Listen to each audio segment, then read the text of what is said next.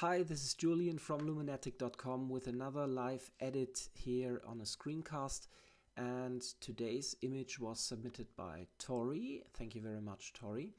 And Tori went photographing with the local motorcycle stunt gang in her area. They practiced their stunts on an empty parking lot, and this is the image she submitted.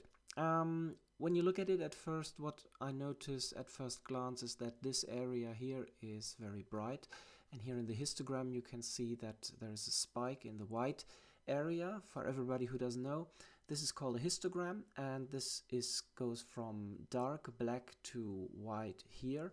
And what it does, it basically counts which brightness, how many pixels of a certain brightness are available, are present in the image. And as you can see here, there are very few dark pixels. Those are perhaps those here on the motorcycle, and a lot of pixels which are bright.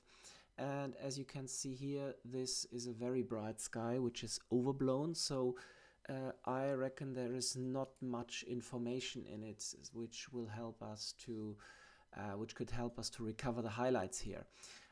Tori shot in JPEG. She's using a Coolpix camera, I think, and this one is, if I'm not misinformed, not capable of shooting RAW. RAW would have helped here, because if you see, if I'm taking the highlight slider and pulling it down, there is not much detail coming back, and the detail coming back in the clouds is, it's a little grainy, looks artificial, doesn't look very good. And this is what you could have recovered if you shot RAW.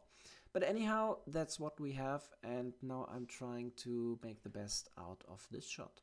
So I like the pose very much. It's a very dynamic image with the rider doing a wheelie, having the legs up, so this is quite a crazy stunt.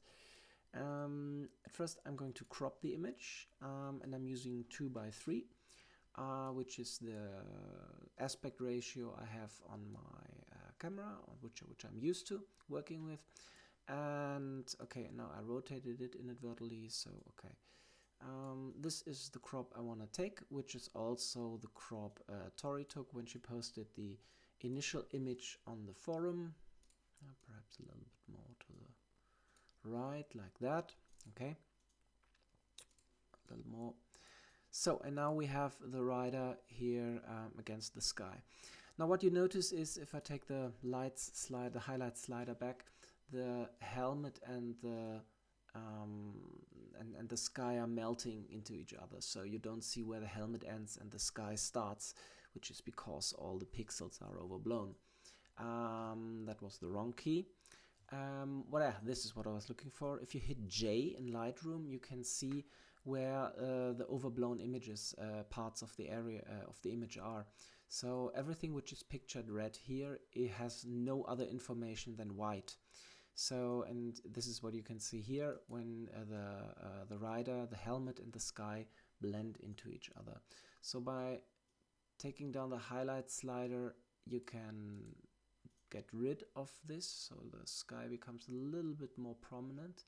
If I'm taking it back to the extreme, the gray areas here in the clouds, they look artificial. But now let's see what we can do further. So at first, let's see what we can do with the color. Perhaps put a little bit more saturation in, a little bit of clarity, and a little bit of raise the dark areas in order to give it a little bit more texture. That's looking better. Actually, now that I look at it, perhaps I'll rotate the image a little more, like this. Okay. Now what I want to do is to make the sky look a little bit less artificial, so this doesn't look too well. And this is what I can do by using the brush tool and choosing the structure slider, setting it to -100. What it does, it softens the sky. So the structure slider is used to, well, improve the structure and improve the details in a certain area you're painting on. And by sliding it to -100, you're doing the opposite, obviously. Okay, now let's see if I can, with clarity, a little bit more. Okay, yeah, that's good. Now what the painting here did is to reduce, I'm putting it to 0 again. You see here the gray parts in the sky are in the clouds are quite grainy, and by using the structure slider and putting it to -100, this became a little softer. So what else? Saturation for the blue could be increased a little. Not now, that perhaps that's too much, and the luminosity put a little bit lowered a little. Okay, that's still good. What next? I'm using the pen tool again, or the brush tool again, and use the structure slider now to the opposite direction to give the bike a little bit more detail. It's not much, but still improves the subject, which is the bike, a little. Okay. Now let's see what we have. Clarity is okay. Saturation, I increased it a little. Perhaps the yellow can be taken a little back. It's too much. If you need to fine-tune your sense of how much is too much, again, then you can take the slider and put it to the extreme positions, which will give you like the maximum minimum values, and then you can see where you'd like to set your values. Perhaps increase the green, I don't know. Yeah, okay, that's good. That's basically how much I can do in a few minutes to this image. I think perhaps we could apply a vignette. Let's look, where is it? Come here. So let's see.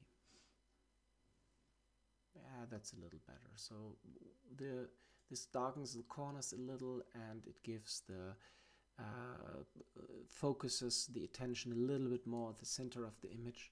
So it's not 100% sharp, but it was fast action, and therefore shot at 1/640th of a second, which is a good value for fast action. And well, I think that's basically the best you can make out of this situation. Perhaps there are some minor details which are really not that important, like cloning out these marks on the road, which actually are not that distracting or impacting the image, but anyhow. And I think I'm happy with that. So in Photoshop, I might give it a little bit more sharpening. Actually, let's see what we can do here. I